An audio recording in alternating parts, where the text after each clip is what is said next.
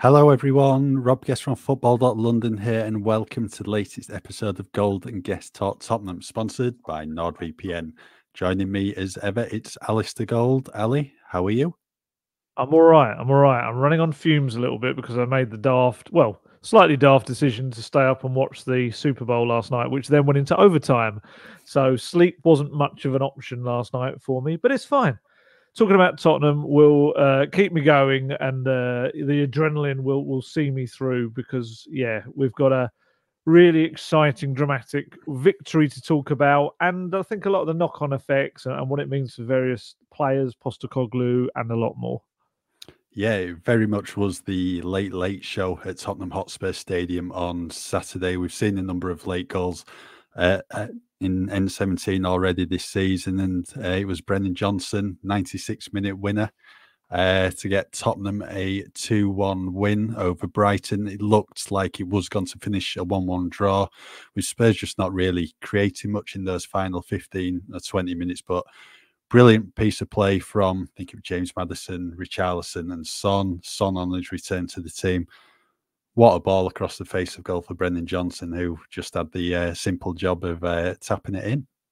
It was a world-class ball that across. I mean, that was how Postecoglou referred to it. And I think in the moment, I just kind of thought, oh, that's good. He's slung it across. That's a decent pass. And then I've watched it from various angles. The kind of precision required to get it right onto Brennan Johnson's foot is just remarkable. I mean, it's a good run from Brennan Johnson. He's done exactly what they want him to do. He's got in there. But my word, that is what, Spurs have missed with Sonny being away. That is that ridiculous level of quality that he brings to the team in those big kind of important moments. And yeah, it was a brilliant goal. And that was the irony of it, is the kind of football that I think Postecoglou had been tearing his hair out through the game trying to get from his team. And they pull it out in the biggest of moments right when they needed it. And, it needs to be, I guess, a lesson in itself for them, that the Postecoglou football will bring the results for them. They've just got to trust it even more. I think they kind of do, or we felt they have. But I do feel that at times during matches, in last couple recently, they've just been getting away from it a little bit. And this was another kind of example that it pays big dividends for them. And in front of that South Stand as well. I feel like every time I'm sat in that press box and there's something big happens at the end, I'm turning right. George Sessions from PA said that to me. He said, don't you feel like we're always looking to the right when there's a big moment happens late in a Spurs game? And it is. It's there seems to be, I don't know whether it's deliberate or not. It probably is, from like when they're kind of doing the toss at the start of a game and deciding who kind of goes at which end. Whether you presumably you would always try to pick to head towards that end of the stadium, in the second half, because purely for moments like that, James Maddison was going on about that stand and the noise that comes from it and what it's like to celebrate in front of it when you get a moment like that, although he was too knackered to even make it to the celebrations, he admitted. It was a brilliant goal. Like you say, the four Sons involved, Maddison, Richarlison, Son and Johnson. Sounds weird to say. And fantastic end to a game, which I think on the balance of play, they deserved to win. I thought Brighton played very well, but I would say they did so without much threat. That's the only thing I would say. They obviously had a couple of shots early on from Welbeck and Matoma, scored their penalty, which was essentially Spurs gifting them the ball with a silly kind of bit of play from both Bentancur and Van de Ven. But then after that, I'm trying to remember if Vicario had another save to make. I don't think he did. Whereas Spurs had 16 shots at goal. I think Brighton had 6, I think it was. So, yeah, I would say on the balance of play, Spurs deserved it, but it still wasn't quite the fluent performance that, we want to see at this stage in the season. And to be fair to Postecoglou, he keeps saying this to the players. It's all very well saying we've got all our star players back, or the big names, we've got the good players back and all this sort of stuff. I'm not saying the players before were rubbish, but it was more he's able to rotate and the competition's there. But they can't rely on that. They've still got to go out and do the job. They've actually got to show why they're the good players. They're the players that should be starting games. And I felt like only a couple of them really shone on Saturday, but ultimately they got the job done. Yeah, they did.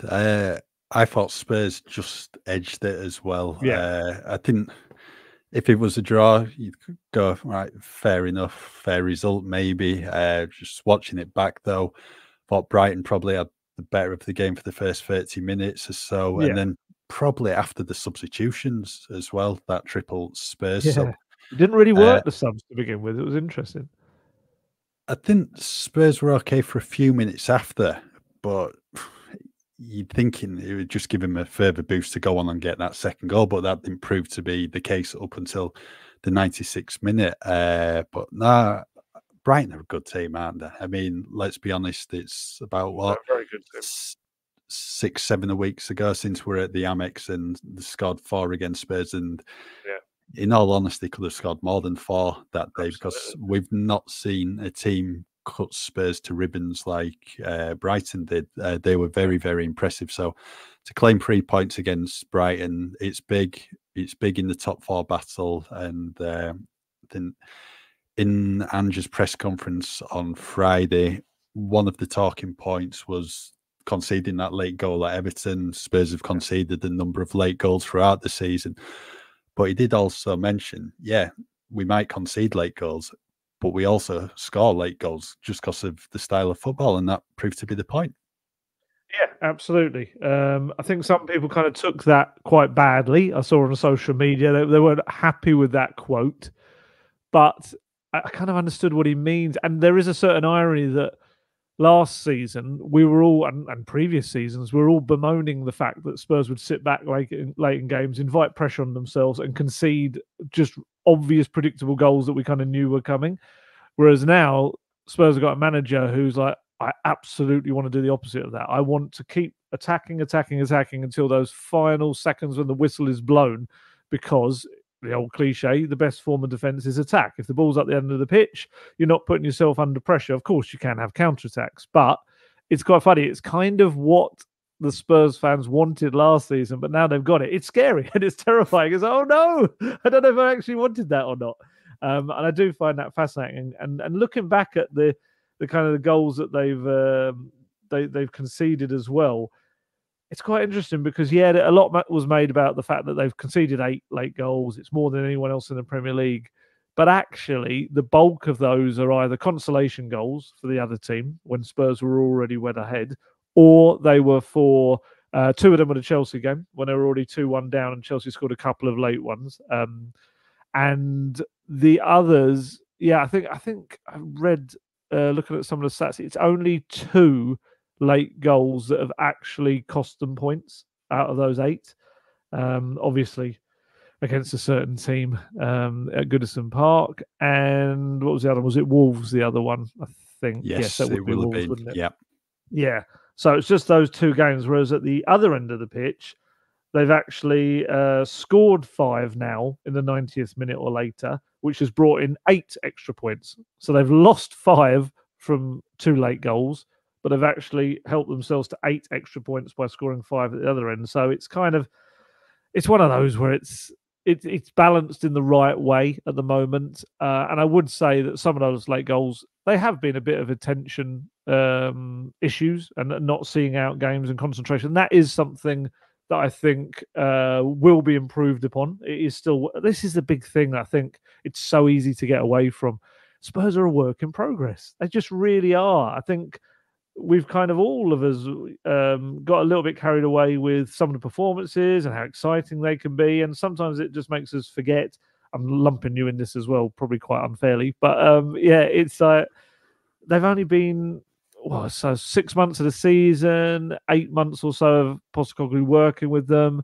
But then you look at Brighton and their patterns of play Saturday were just phenomenal. Some of them, the way they know exactly where they're going to be from one moment to the next. And that's not only because De Zerbi's had another probably year or so on top that Postecoglou hasn't had, but also he was building upon the foundations, and he hates this, the Italian, whenever it's said, but it's true. He was building on the foundations of not only Potter, but also a club that has that kind of style of football. That's the way it plays. So it was an easier, not easier because not that he's going to hear this, but a less friction kind of heavy transformation. Whereas for Postecoglou, it's like night and day what he was trying to do compared to previous ways of playing at the club in the last 3-4 years or so. So yeah, they are going to be a little bit a step behind. But like you say, to still come out and beat the likes of Brighton, and with a goal that was top draw as well, it kind of fuels the progression, it fuels the development and the growth. And like I said earlier, makes them understand that if they play that way that he wants them to, because he was very unhappy at half time. He was unhappy after the game. That's probably the most disappointed I've seen him after a win so far. He was really annoyed with the way they went about it in the first half and the way they came away from the football that he wants to play. And in his words, kept taking liberties on and off the ball, was how he put it. And you could see that. I mean, Bentancur, who we'll talk about, and his fitness and his sharpness, there are a few times when Bentancur was not the Bentancur we know. He was giving the ball away in daft positions. And it wasn't through trying to play a progressive fast ball either. It was kind of just dallying a bit with the ball in positions when he shouldn't be. And there were a few times when Postecoglou was going mad on the touchlines. But they got there in the end. And it's another positive moment for them. And they're back in the top four. And there's so much to work on in a good way as well.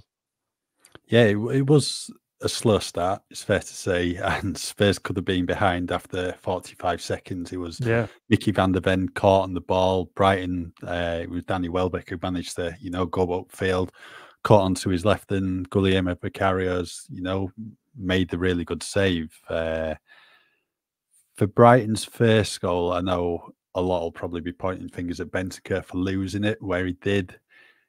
I don't think it's the best passes from Mickey van der Ven. Vicario did the same to him as well soon after. Yeah, they were both dodgy balls. Yeah. Just because the way he's facing, I don't think he can see what's coming over his left shoulder and then behind him as well. And then for that one you mentioned with Vicario, Bentancur's stationary where he is. He's got a player behind him who's got the momentum, just running and can just nick the ball off him. I don't think it was held, but it was a penalty. Van der Ven did clip Welbeck in. Good penalty from Gross as well. Dispatched it, but it could have been a lot worse for Spurs, given Mitoma had an opportunity as well. What Vicario saved, but thankfully that wasn't the case come the full-time whistle. Yeah, I mean, the Mitoma one, I would say it was from a tight angle. Yeah. I wouldn't say it was, it could have been a more dangerous chance. I don't think in the end it actually was.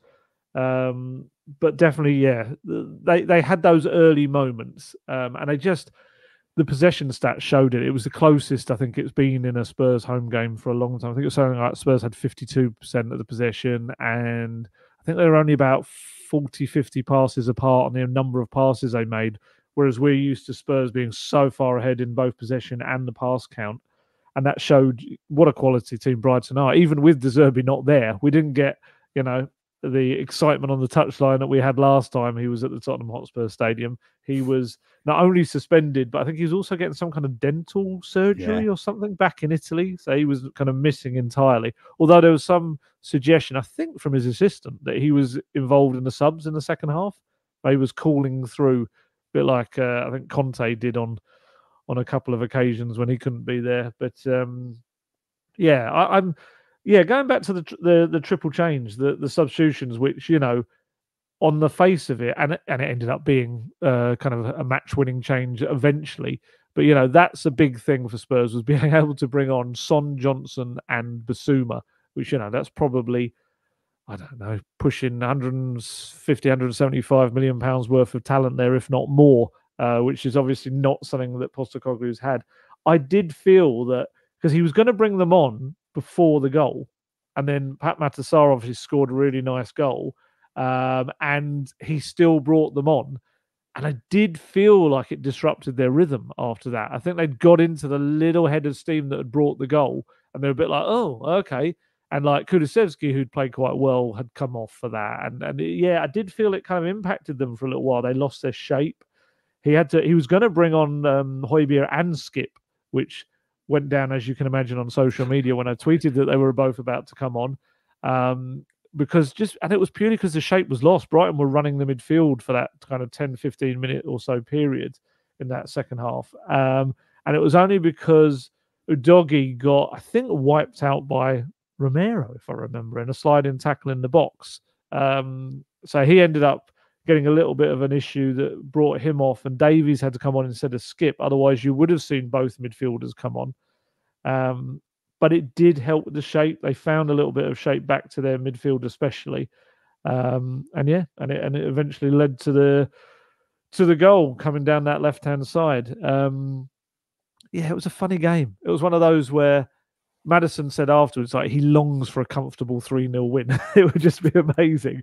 But there's no denying that a late dramatic win like that does something for morale. It does something for the bond between the fans and the players, and it does something for the character and belief that regardless of being 5 or 6 minutes into added time, you've still always got a chance with this Tottenham team. And I think that is an important thing. And also an important thing about being at home, I guess, as well, and that stadium, and being a place where they're going to win more matches. They're going to even draw or lose, definitely. But yeah, there were a few positives. One young man in the midfield for me stood out, and I'll let you kick off about Pat Matasar. Yeah, I think it was always going to be the case. He was going to come back into the Tottenham team. I'd seen ahead of kickoff some, obviously, Spurs fans, and that had been making the predictions. And I think a couple had maybe left Sarr out and gone for Basuma and Bentancur. And I always thought Sarr, for me, he's got to be one of the first names on the team sheet. And it's about 12 months ago now since we were at the San Siro to watch his midfield masterclass against AC Milan on his European debut for Spurs, and his growth over the past year has been incredible. He's gone from someone who was on the periphery of the team, and maybe in the January you're thinking maybe could head out on loan again just because he's not getting a look in under Antonio Conte. And even though he performed so well in the San Siro, his minutes were limited after that. But Postecoglou's seen something in him, and he's given him a prime spot in this Tottenham team. And yeah, he's one of the first names on the team sheet. I think people were probably going for, once Bentancur's back fit, is Bentancur, Basuma, Maddison. But you can't leave Sarr out. He's been absolutely magnificent and had a big say on the game with the equaliser. Really good run from him. I mean, there was a gaping hole in that Brighton backline, but fantastic ball from Dejan Kulusevski to pick him out. He's obviously tried to square it to Richarlison. He's come back to him and he's finished it well. He just gives Spurs so much energy, dynamism as well. His box-to-box style, tactically as well, very good. He's just such a good player, and said it a few months ago on the podcast. He should be in the running for Premier League Young Player of the Year. Whether or not he is, I don't know, because I imagine it will be the usual names who'll be up for the top award. But given the way he's been playing this season, Pat Matasar is only going one direction in his career. He's going up and up. There's still so much more to come from him. I think he's just a fantastic player.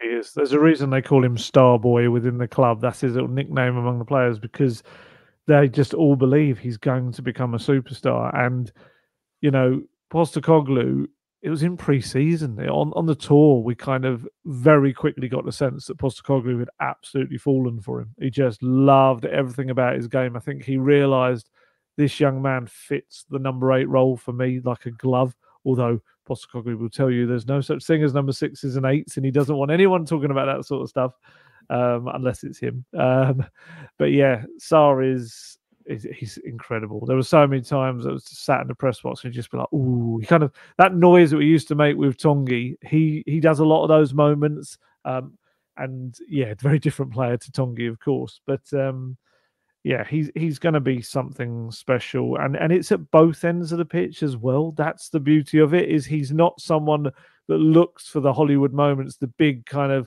passes or goal scoring moments, even though he did score. He's about the work ethic as well, and his drive and his kind of ridiculous, like the battery that he must have within him that allows him to just get up and down the pitch constantly. Supporting, and you'll often notice that when someone's out of position, he'll drop into that position to help them out and cover for them. He's got a good cross on him as well. He links up well down the right with Porro or whoever the right winger would be at that time, whether it's Kulusevski or Johnson. Very tactically intelligent, like you say, and yeah, he must be a dream to work with as a coach, because not only is he this kind of lovely, bubbly character that everyone gets on with, but he also gives everything in every training session. You're not going to see him just kind of his levels fall off because he thinks he's made it, or he just kind of wants to have a laugh with the lads kind of thing. He's just got this drive. And I think there was a nice little interview with him in the matchday program on Saturday, and it kind of that really came across. He's had to kind of fight and battle throughout his career. Again, another player that Postecoglou will love because of that. He loves a fighter, and he's had to do that. And you know, I think we said it at the time, having the experience, while it wasn't great for Metz, but for him of being in a team constantly kind of battling throughout that season when he went back on loan and eventually getting relegated, was good for him. It was really good for his development to know what kind of fights you have to have in a scenario like that. And you know, it was despite his best efforts that they went down, because he really gave them a shot in those last couple of months with some of his performances were superb.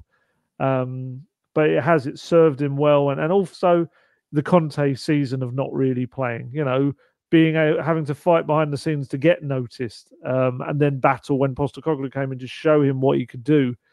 It all creates the player that you've got now, and he's still 21. That is obscene how much more growth he's still got to go as well. And he is very popular. And his interview was very much talking about the future and the real long term as well. He wants to stay here for as long as possible, was his words. He wants to win trophies at the club, wants to score more goals as well. He said he knows he's missed a few that he could have done better with. But he's done all right. I mean, he's scored in back-to-back starts for Spurs, both at the Tottenham Hotspur Stadium as well. He scores in big moments. So he scored against Man U, didn't he, early in the season as well.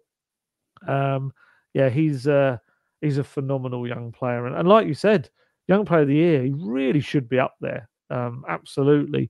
I don't see why not either. I mean, he's played 21 times in the Premier League this season. I think he's got 3 goals, 2 assists, but that's just like scratching the surface of what he brings to the pitch as well.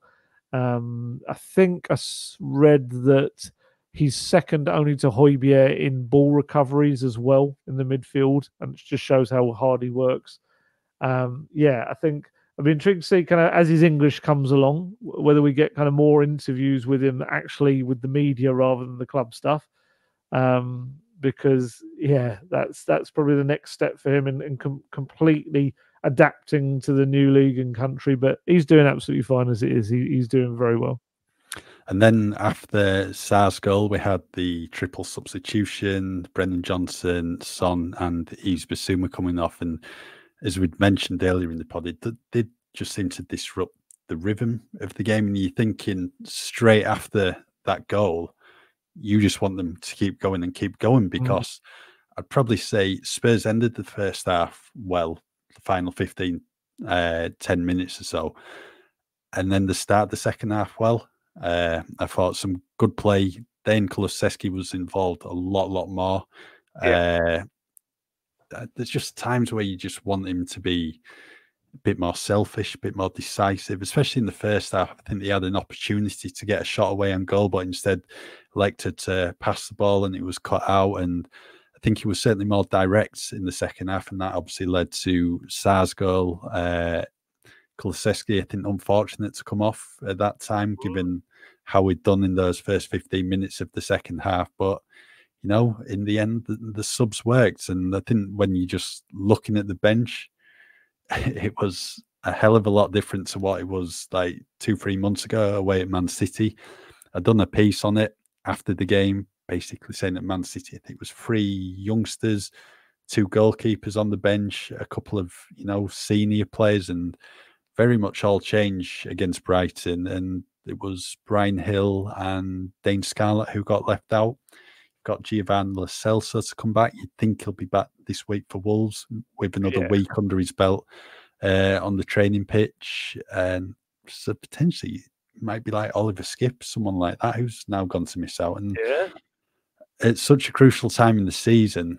You know, Man City and Liverpool have had this previously with their squads. they can just bring on these great players on from the bench because the squads are that good. And Spurs do look to be heading that way at the moment, but fingers crossed it's just about keeping these players fit and firing, because unfortunately that's just not been the case for Spurs this season. But in terms of the squad now, I think Ange said in his pre-match he's not seen the squad as healthy as it is at present. Yeah, absolutely. Yeah, I asked him after the game about just this ability to now have game-changing subs, which he just didn't have before. And he kind of harkened back to the start of the season. He said, we scored quite a few kind of late goals early in the season. We're able to change games towards the ends of matches because the bench was so much stronger then. And it is kind of a big part of his system and play as well, that players are going to be tired. And he needs them to keep pressing high up the pitch. So to be able to, bring on a whole load of subs from 60 minutes on is very much part of his kind of way of doing things.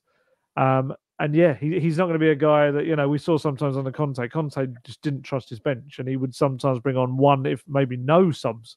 Whereas with Postecoglou, I'd imagine you'll mostly see him bring on 4 to 5 subs in every game. He'll try to bring on all of them if he can, just to keep those fresh legs and to keep them doing, because in his mind, he feels like regardless of who the player is, as long as they're doing what he's telling them to do, the system will work. And if you have fresh legs in it, it will bring the results.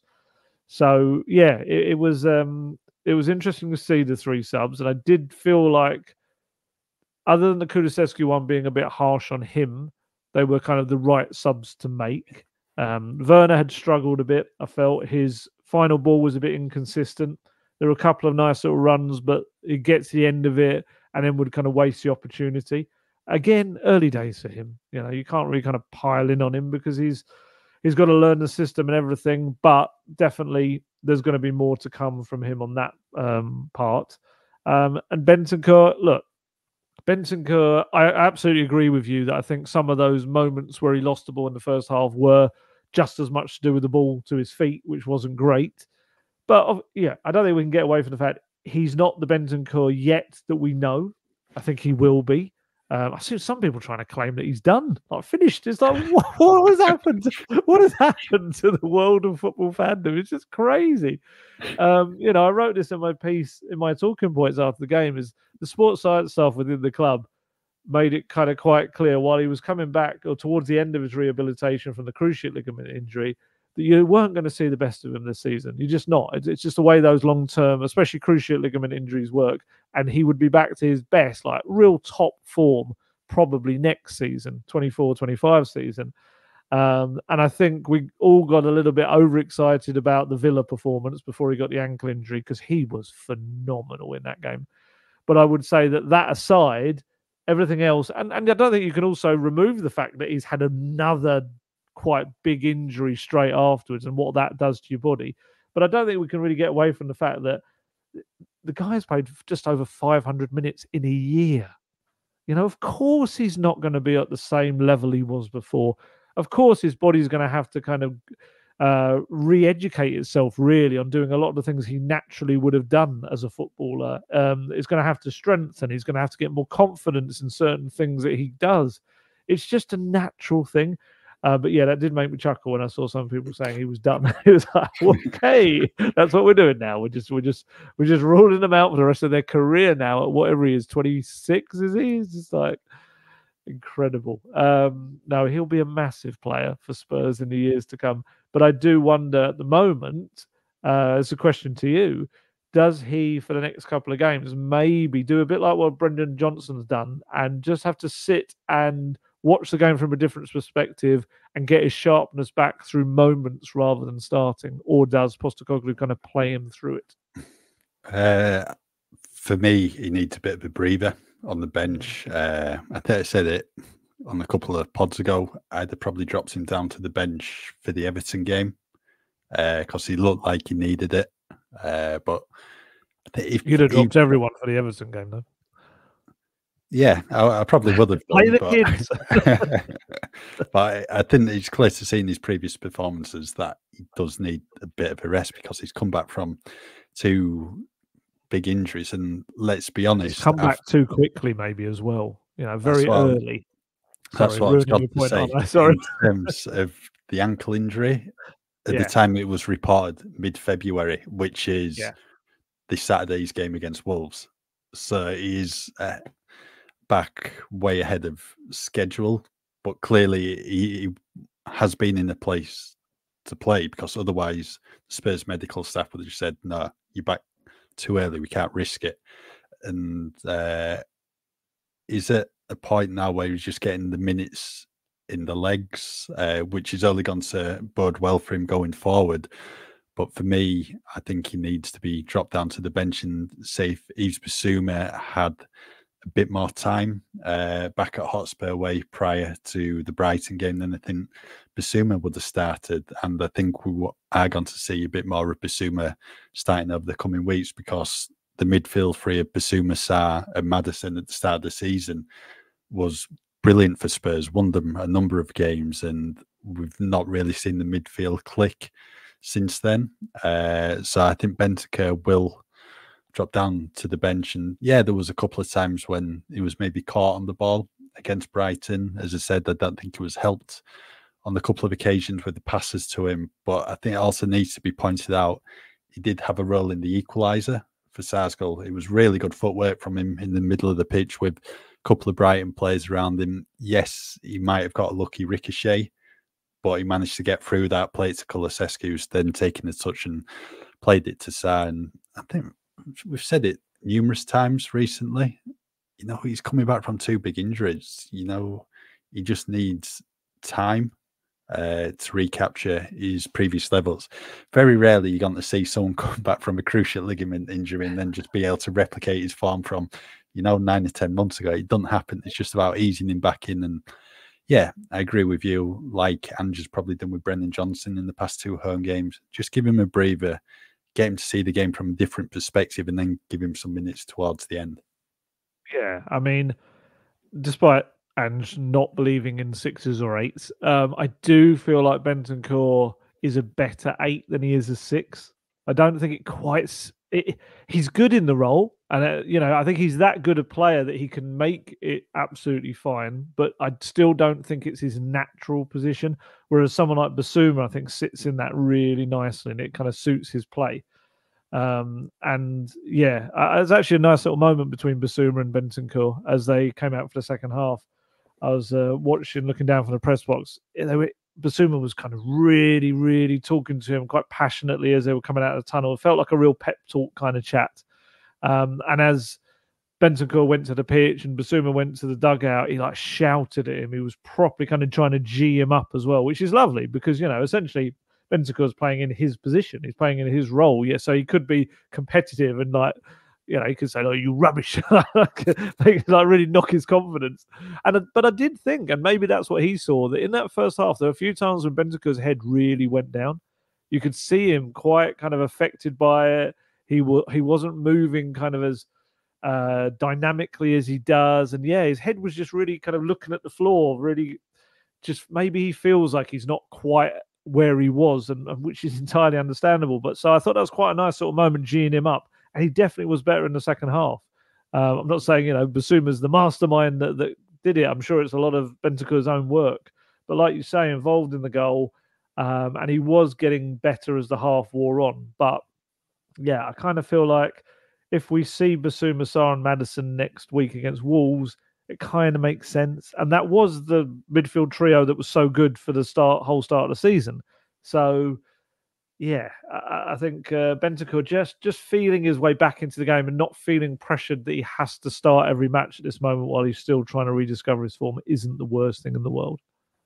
I think Basuma and Bentancur are probably in a similar position at the moment, whereas both need minutes, because Basuma's participation at AFCON was extremely bit part, really. He had a bit part role to play for Mali, given everything what had happened. Then he's had a 4-match ban for Spurs, and his form wasn't exactly brilliant before that.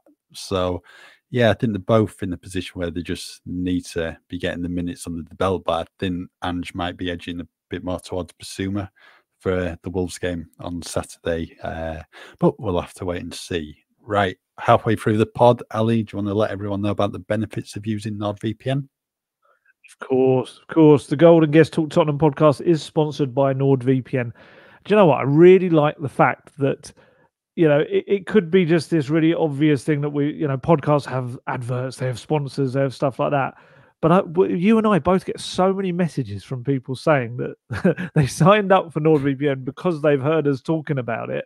And actually, it's really worked for them. They've gone off on a holidays or they've used it for work or whatever they've used it for. And they're like, we actually get people thanking us for that. It's like, that's very nice. We'd like them to thank us for the podcast and the things we're doing and talking about Spurs.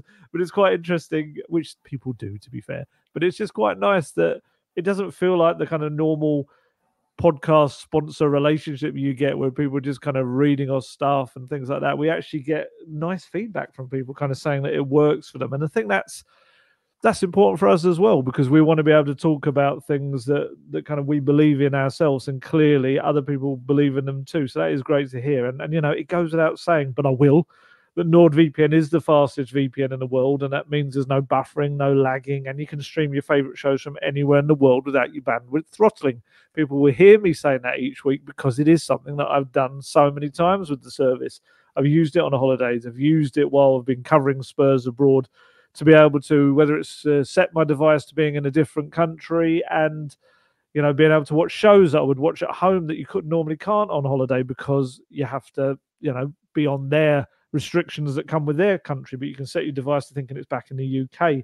And not only that, but the outlay on a NordVPN subscription is cheaper for you in the long run because you could purchase, I don't know, flights or something like that from another country rather than booking them as if you're in the UK, and that can make it cheaper for you in the long run as well. So you are paying out for your NordVPN subscription, but you're saving money over time as well.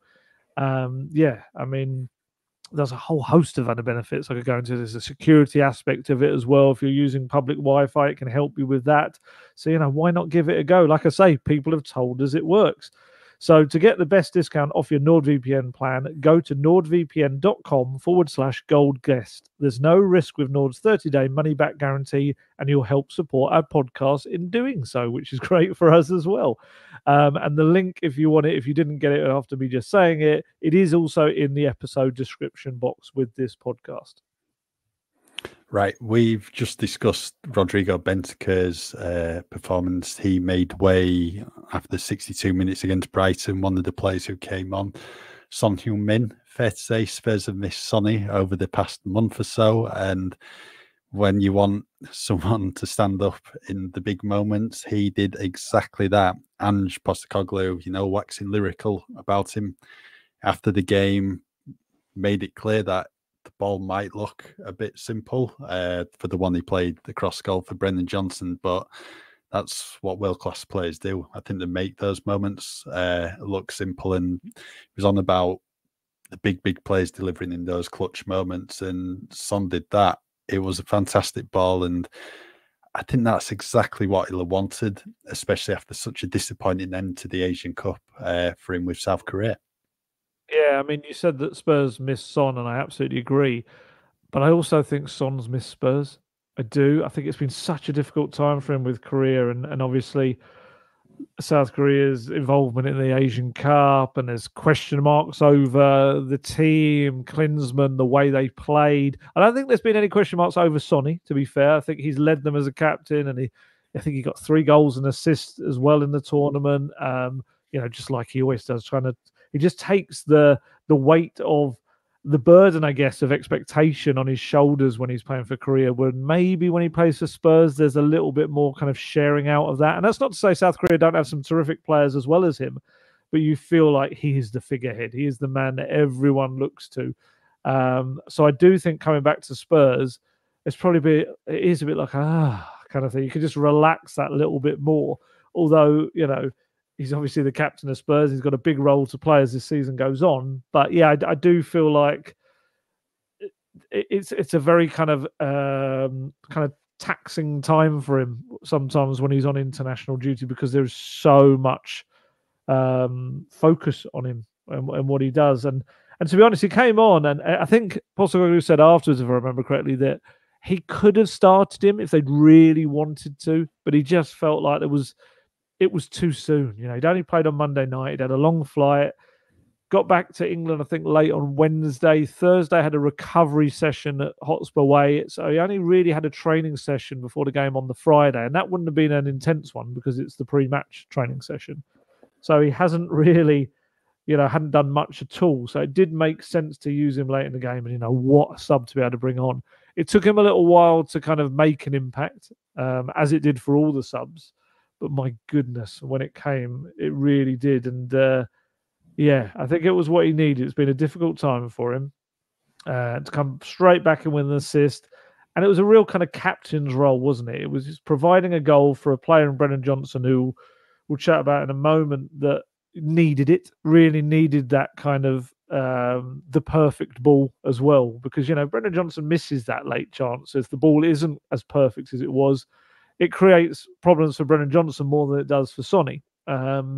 And he was there for him, and you could see what it meant to him. He roared afterwards, Sonny, as soon as that ball went in the net. It was like almost an outpouring of every frustration he's had in the last couple of weeks. And he did obviously interviews afterwards where he spoke about how difficult it's been coming back after. And you know how Sonny's like. He kind of felt like he let his country down, despite the fact that he really hadn't. And he's just a very emotional guy, and just a brilliant player. And it was interesting. Postecoglou made a point about him afterwards. He was asked about, whether he's seen as being world class by everyone, and he made a point that I think maybe was taken slightly in the wrong spirit back in South Korea, from what I've seen from kind of social media. He said that he said maybe the nation who he plays for plays a part in him not being seen as world class. And I think people took that as a pop at the Korean FA, as Klinsmann and everything, because there is a lot of frustration right now in Korea about, despite the fact they got to the semi-finals, about the way that they played. And I think in that semi-final didn't even have a shot at goal or on target. But I think what he meant more than anything, and this has been said about players from other countries as well, that maybe only the players that come from like a football powerhouse of a country that has claimed World Cups after World Cups, the likes of Brazil, Argentina, Spain, Italy, maybe, their players can be seen as world class, but sometimes players from other countries who aren't going to be constantly winning international trophies, maybe they don't get that same respect. And I think that comes back to Postecoglou himself. I think that's something within himself as an Australian. He feels that he's never been given that full respect that he deserves for all the trophies he's won over his career. So I think that's more what he was saying, that South Korea, while got a lot of talented players and they've won trophies in the past, they're not a World Cup challenger each year, each time that comes around. And it doesn't have one of the biggest leagues, because I think England benefits from that. I think English players can be seen as world class because of the Premier League and the power that has in the game. Whereas I think that's what he was trying to say. But Sonny's just a remarkable player. And as Postecoglou said, having a world-class player back for the final run-in is huge for Spurs. And he's going to, what's he got now? He's got 18 goal contributions in 21 matches in the Premier League. 12 goals, 6 assists. I wouldn't bet against him having 30 goal involvements by the end of this season. I wouldn't put it past him. 12 in the next, 14? I think he could do that if he gets a couple of braces in a few games or a couple of assists. Yeah, I think he could be up there. I think he'll get to 20 goals for the season as well. Terrific player. Just love Sonny. Everyone loves Sonny, don't they? He's just his whole character is infectious around the club as well. Yeah, well, rewind the clock back 2 years ago when Spurs were in Champions League contention, the amount of goals Son scored in that running, because he'd just come from nowhere to win the Premier League Golden Boot. I think everyone thought it was going to be Salah winning it. So, he's a big player for the big moments, and you certainly won't put it past him contributing some big goals for Spurs in the running, because I think they're certainly going to need it with Villa on the tails. Spurs aren't a million miles off, Liverpool, City and Arsenal either. We will talk about that in a bit, because there's been some interesting comments, let's say. But in terms of Spurs, it was just great to see Brennan Johnson scoring the winner. Second successive game he's been on the score sheet at Tottenham Hotspur Stadium. it's been a frustrating start to his Spurs career for someone who was costing, near enough 50 million. I think a lot of fans probably expected him to be on it right from the go and contributing for Spurs, as he had done, countless times in his few seasons at Nottingham Forest in the first team. And really, really good for him. Hopefully it does give him that confidence boost going into the next few weeks. And I'm sure what probably was frustrating for him was playing so well in those 45 minutes against Brentford and then struggling the following week against Everton. Hopefully this moment against Brighton lifts his confidence up. I'd have liked to seen him celebrate a bit more. I mean, last minute winner. Sure, obviously it was bedlam inside Tottenham Hotspur Stadium, and there's nothing better than the last minute winner in football, but obviously just playing it cool. But the Spurs players certainly surrounded him pretty quickly.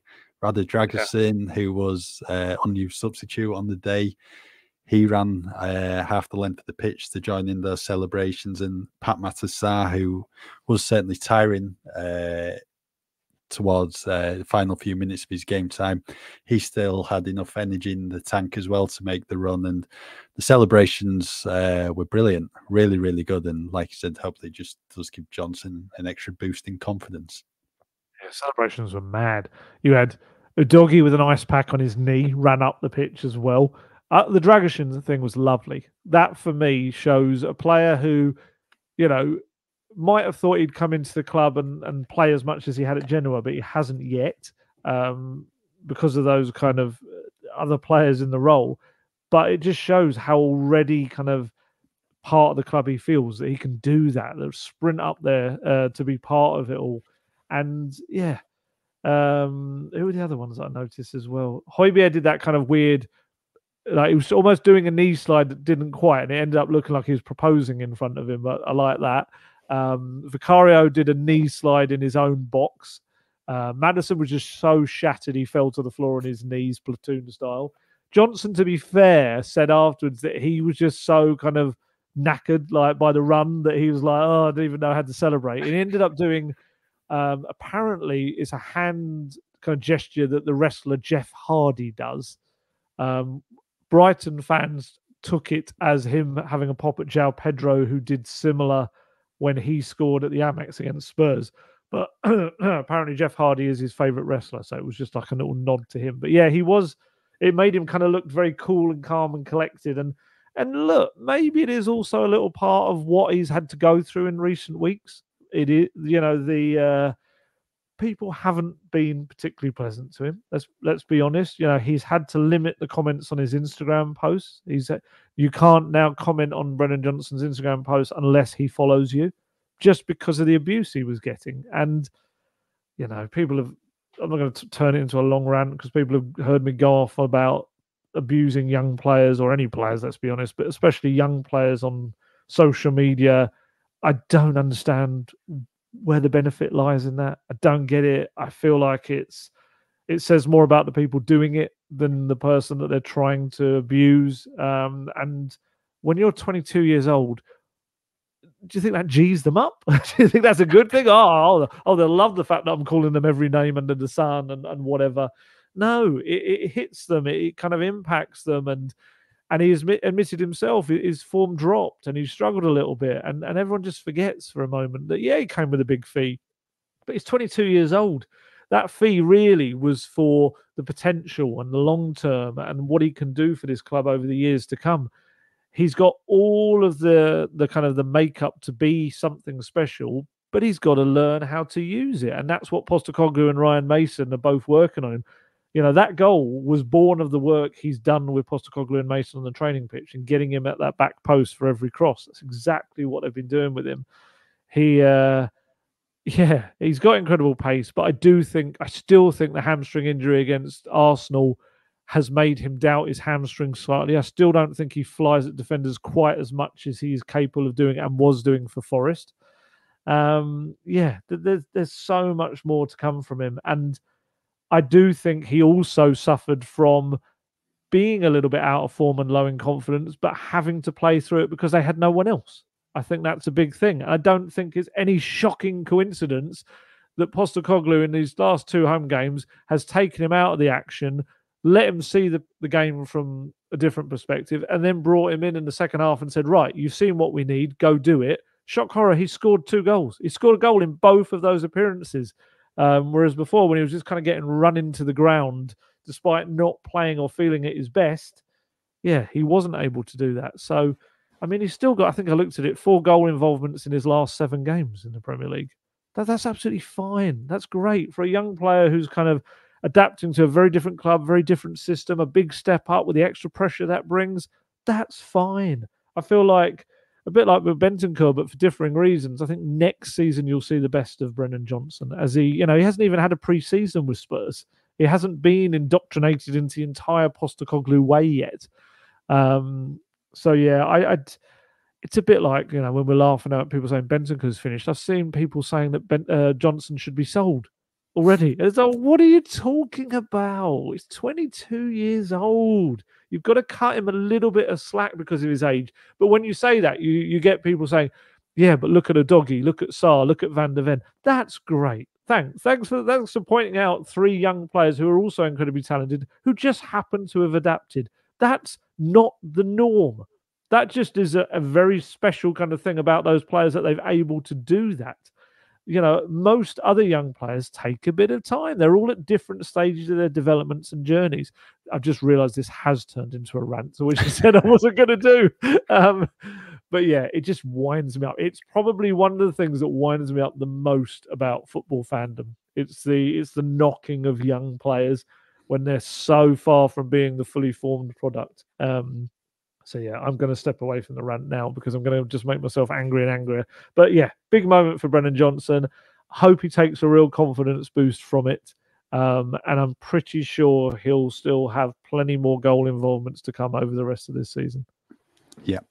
Right. You might want another rant now because we're going to move on to top 4 talk. Yes. Spurs are in 4th after this round of games, helped out by Manchester United getting a late 2-1 win over Aston Villa at Villa Park on Sunday evening. Gary Neville, he was in the Sky Sports studio after the game, and basically he was mentioning about Villa and Spurs in this battle for Champions League football. Manchester United have come into the equation now, 3 successive wins. I think they're only 6 points off Spurs. Neville was saying, from a Spurs perspective, they would have preferred Villa to win rather than Manchester United.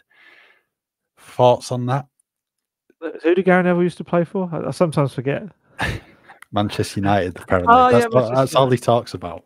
I heard that. I was watching the game and I was just like, what? Like, where has that come from? Why in any world would Spurs have preferred to drop out of the top 4 to enable Man United to lose a game? Oh, it was, my whole thought was right from the start was I think Spurs needed United to win this. I never in my look, this could go completely wrong, and United may go on a run, and they may end up kind of finding a way back into the top 4. But for me, if you're the team in 4th place, you don't want the team that could leapfrog you to win their game. That just makes no sense. And what I would say about United, they are just as capable of losing a load of games as they are winning in the fixtures ahead. Because, before yesterday's game at Villa Park, Spurs had scored 20 more goals than United this season. I mean, that's ridiculous. That just shows how much they struggle to score goals, United. I think they'd got 31 and Spurs had 51 goals scored. Obviously, they got another couple yesterday. But, yeah, I don't think, and this is very much will be the Postecoglou way, they shouldn't fear anyone. They shouldn't worry about a team in 6th who started the weekend 6 points behind them and now are still 6 points behind them, being like the thing they should be worried about. No, be worried about Villa. Villa are having a terrific season. Villa are playing really well, and Villa can beat anyone on their day. They're unfortunate, I felt, yesterday. They had a lot of opportunities to kind of put that game to bed, which they didn't. So no, if you ask me right now, who I'm more worried about, it would be Villa than Man United in the top 4. That may change as the weeks go on. If United can get a run, have they won? Is it 3 in a row? They've won 3 on the bounce in the Premier 3 in the League. bounce. Late winner at Wolves, 3-0 against West Ham, and then yesterday at Villa. Yeah, so they're absolutely on a nice little bit of form. But Spurs haven't lost many games in recent months. Spurs have only lost 5 out of the 24 matches they've played in the Premier League. This isn't some struggling for confidence team that we're talking about. And I'm sure Spurs are looking up rather than down. They would have wanted Arsenal to not absolutely obliterate West Ham. They would have been kind of thinking of catching Arsenal. I don't think they're looking behind them at the team in 6th. I just thought that was a really weird comment. And it's like, isn't it funny how you can look at Spurs, United being still in exactly the same position behind the Spurs that they were in terms of being 6 points behind, yet suddenly are top 4 contenders after that result. Whereas Spurs started the weekend 7 points behind Liverpool and finished at 7 points behind Liverpool. But no one's talking about Spurs being in the title race.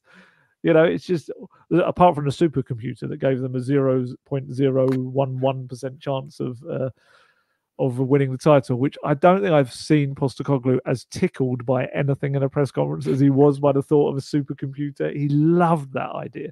He even said he kind of came back to it, did a callback at the end of the press conference saying, hey, we're not out of it until the supercomputer tells us so we're going to keep on playing this season. I loved it. It was so good. But yeah, I found that all very strange. I mean, I'll put you on the spot now. Where does Spurs finish at the end of this season? Below Manchester United now. Manchester United. Just so they can play clips of this. Yeah, exactly. Yeah. I think they'll be playing in the Champions League next season. Where they finish in the table, I don't know. I think they'll be top 4, but there could be a situation, come May where 5th ends up getting the Champions League place as well, because of the changes what are taking place next year. I think Spurs will be top 4, and let's be honest, a couple of weeks ago, no one was really touting Manchester United for a Champions League finish. I think everyone thought it's 5 teams battling for 4 places. And from a Tottenham perspective, I agree with you. You're looking up the table. Yeah. Spurs have been mentioned potentially in title race. You're looking at Liverpool, Arsenal, Man City, and Villa. Ahead of, the game Villa Park yesterday, United were 9 points behind Spurs. Why on earth are you looking behind you? You want them to progress as a club. You're looking ahead. I don't get that. And let's be honest as well, Villa could have won that game. I thought once Douglas Luiz equalised, Villa would have gone on to win. And then what's Gary Neville gone to say in the studio? It'll just be the usual rubbish about United when they lose. The culture's all wrong. The team's not good enough. There'll be questions about yo-yo, doesn't he? Yeah, there'll be questions about Erik ten Hag, but it's always the same with United. When they'll get 2-3 wins on the bounce, it's like United are back. But there's been so many false dawns at Old Trafford since Fergie left, and as you'd mentioned, United could quite easily go and lose the next game away at Luton. They're just not consistent. But credit to them, they've got 3 very good results in the past 3 games, especially the one at Villa Park. They might fancy the chances of Champions League football, but it's all going to come down to consistency, which is something what's just not happened for them over the course of this season and the back end of last season as well. I think they've got themselves into a really, really good position come like January, February, and then league form just totally dipped in the end. But from a Tottenham perspective, you're just looking up, not behind you. Yeah, and look, it absolutely was a good result from yesterday. It was against one of the league's kind of formed teams. They went away and got a good result, but it was also a good result for Spurs. It was, and the Spurs, very much on paper, because anything could still go wrong in the next couple of weeks. But Spurs have just won what, on paper would be the toughest of these 3 home games in a row they've got kind of in the weeks ahead. So, you then got Wolves and Palace, and of course, both teams capable of doing something at the Tottenham Hotspur Stadium. Wolves certainly have caused Spurs problems there in the past. But if Spurs can pick up a run of wins at home, they're not even looking anywhere near behind them. They will have created a gap behind them, I think. I think that's all that United have done really at this point. I think because that's why I think it's premature. Is all they've done is really stop themselves being cast utterly adrift. They may go on a run and they may kind of close that gap a little bit, but right now, yeah, I think I predicted pre-season third for Spurs. I'm maybe hovering around fourth now, only because, annoyingly for Spurs, of course, Arsenal just feel like they're in a groove and they're not letting games get past them at the moment. They're kind of doing what they need to do. And then, going to West Ham, who were just abysmal as that first half especially went on, and getting 6 goals, that's a big kind of statement win for them. Obviously, for some of these clubs at the top, the European football returns, and that's going to play its part as well. Just at a time when Spurs have got their strongest squad available for them, I think that's going to be an interesting part to play in what's to come.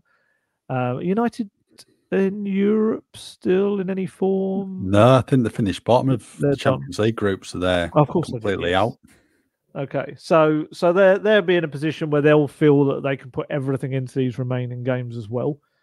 But yeah, I still feel like Spurs are well placed for a good run in, and squad wise, adapting to what Postecoglou's asked of them, they'll be stronger and stronger for knowing more about his demands. And I did have a little bit of a chuckle at that. It just kind of, it did feel very much like the whole "man, you're a huge club, let's build them up" thing. And like we said, they've got enough young, talented players there to do something, and they've got enough players who know what to do in big moments to do something. But I just felt it was very premature to kind of go along those lines for me. Yep, I'm sure we'll come back to this podcast in late May when Manchester United we will. have won the Premier League. Exactly. Incredible. Won every game for the remainder of the season. But Spurs now, a couple of home games on the agenda. You'd fancy them to beat Wolves and Palace. If they can get that momentum going, then they're going into an away game at Aston Villa after the Crystal Palace game. I think Villa have Fulham away next, which is a bit of a tricky one. Fulham are decent at home, and then I think there's Luton away for them as well. So potentially could be some drop points there. And I think Villa are going to be in European action at some point. Yep. Whether or not it's this month, it'll be early March, if not in February. So, yeah, all Tottenham can do, just concentrate on yourselves. Just keep looking at those teams ahead of you. Don't bother looking behind you. And then, just keep getting those wins, and we'll see where Spurs finish come the end of the season. I'm just looking at Villa's games. Are they definitely still in Europe? Oh, that might only be Premier. Yeah. Sorry, that's only Premier League matches I'm looking at. That's why. They play on. I've got it here somewhere. No, I haven't. Why is I'm not getting them? They must be. I must be just looking at Premier League games. But I think for Villa in the Conference League, I think they won the group, and I think it's a case of who finished second or third in the Conference League played those dropping down from the Europa League. So there's like a preliminary knockout round game in February, and then Villa will be in the draw for the March fixtures. I think that'll be it. Thank you for bringing logic to this. Yes, that'll be exactly why it's not in their fixture list. And we're still talking of fixture list. We'll still wait to see when the Spurs game at Chelsea is going to be. I mean, it hasn't actually been postponed yet, has it? It still sits within the fixture schedule, which is a bit weird, bearing in mind, was it 2 days later they're playing in the Carabao Cup final, Chelsea? Well, Liverpool, I think their game for the Carabao Cup final weekend has been brought forward. I think they're playing that like the Tuesday or the Wednesday night now. But there's still nothing with the Chelsea-Tottenham one. I did a piece on it a few weeks ago. I think there's only 2 free midweek slots in the calendar. I think there's one between Tottenham's games against Arsenal and Man City, and then between the penultimate game and the final game of the season, because what happens is there's a lot free midweek slots for Tottenham and Chelsea because they're not in European action. But UEFA don't really want Premier League games taking place on the same day as any UEFA competition, because that means all eyes are then off their competitions. So, yeah, we'll just have to wait and see. I reckon it'll be between the Arsenal and Man City game in April. God, crikey. That just makes that run just even worse. Because, I mean, there were some suggestions that it might be like sooner than that. But, I mean, how much notice can you give? You know, you can't just like dump it on the fans suddenly and say, oh, by the way, now it's going to be that day. Although, you know, with the way sometimes these fixtures are arranged and the ridiculous kickoff times and days, you never know. But, it would be nice to kind of get that in the diary and see what time the next Pochettino-Postecoglou clash comes. Yeah. Right, we'll leave that for today's latest episode of Golden Guest Tottenham. As ever, thank you for listening, and just keep with us at football.london for all your latest Tottenham news. To get the best discount off your NordVPN plan, go to nordvpn.com/goldguest. There's no risk with Nord's 30-day money-back guarantee, and you'll help support our podcast. The link is in the episode description box.